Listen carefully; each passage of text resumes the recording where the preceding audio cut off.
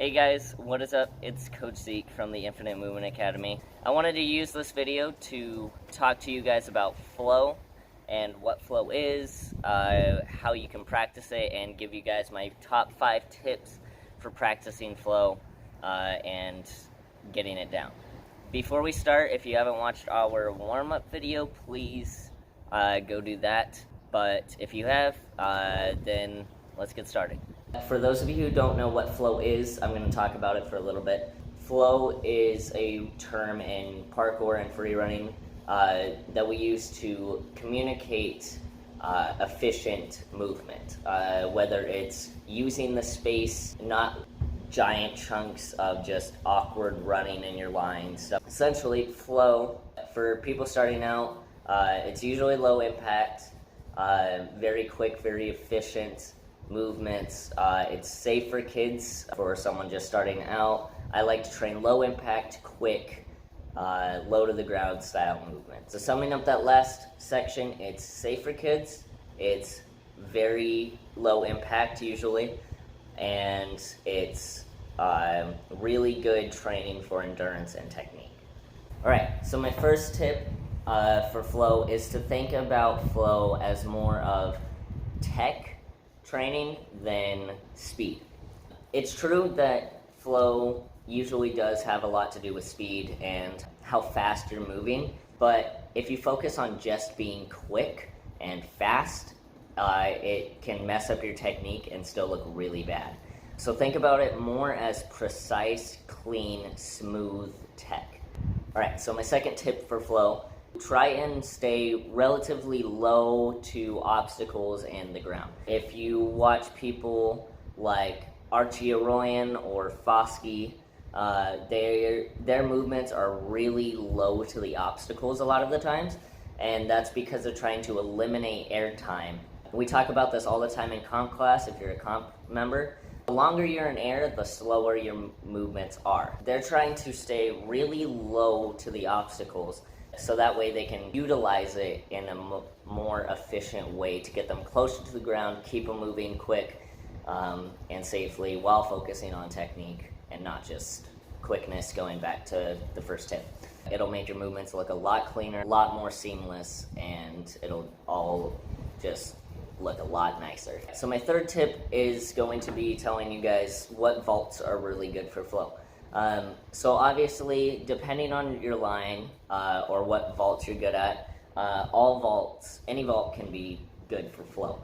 However, there are 3 main ones that are considered to be the best vaults for flow. Looking at all the stuff from many of the pros that practice flow, the 3 main vaults that I've noticed are the thief vault, the lazy vault, and the palm spin or wall spin.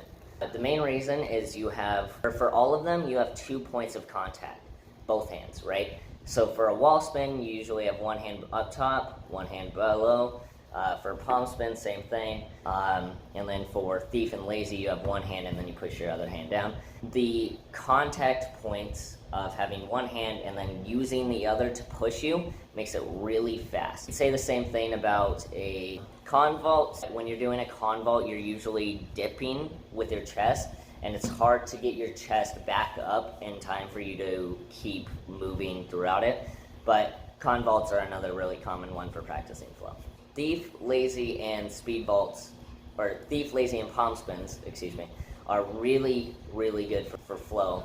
Alright, so my 4th tip is going to be going over the 2-step rule. We talk about this rule all the time in comp class.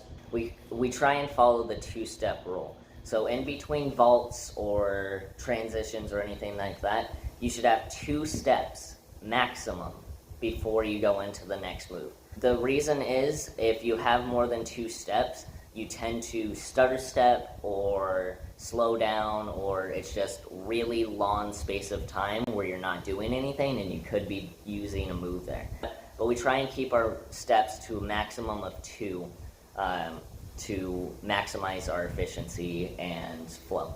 So my 5th and final tip for practicing flow is to implement transition moves. What I mean is, if you have a long space in your line where you're just running to the next vault or flip or whatever, try and fill that space with a transition moves. Filling empty space is the key to good flow. It looks a lot less awkward. So when you're practicing flow, fill the empty space in order to make your lines look a lot more efficient. Alright, so before we end this video, I want to tell you guys my top athletes that train flow. Study their movements, look at everything they're doing, practice their movements, pause the video if you have to, stuff like that. Just practicing over time will get your lines so much better. So my top athletes are Foskey, Archie Oroyan, Sasha Sheva, and Keelan Ryan. These 4 athletes are super talented with flow. If you are not following these 4 athletes, I would highly recommend it. Those are my top 4 references when making this video. I highly recommend you guys watch their stuff, watch their YouTube videos, study, take it seriously, right? I hope you guys have enjoyed and taken my words to heart. Flow is very fun. It's very low impact, like I said at the start, so even if you're injured, it's easy to practice flow. You can practice flow in your house, you can practice it outside, wherever. I highly recommend everyone try it. I hope you guys enjoyed this video. If you guys are done training for the day, please watch our cool down video on this channel. Thank you for watching, and please subscribe to the channel if you're not already. More content is coming soon, and yeah, we'll catch you guys in the next one.